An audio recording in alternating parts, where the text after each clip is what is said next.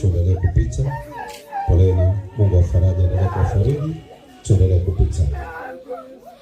Asante, pole mama mchungaji, pole zote. Uliwajua na maswali yao. Baba ananiuliza tena. Baba ananiuliza. Asante Yesu. Namshukuru kwa ajili ya maisha yako. Namshukuru kwa huduma yako unaifanya duniani. Baba, umemaliza kazi. Asante. Asante kwa sababu umeimaliza vizuri. Yesu, asante. Umejua naliweza. Yesu, umejua naliweza.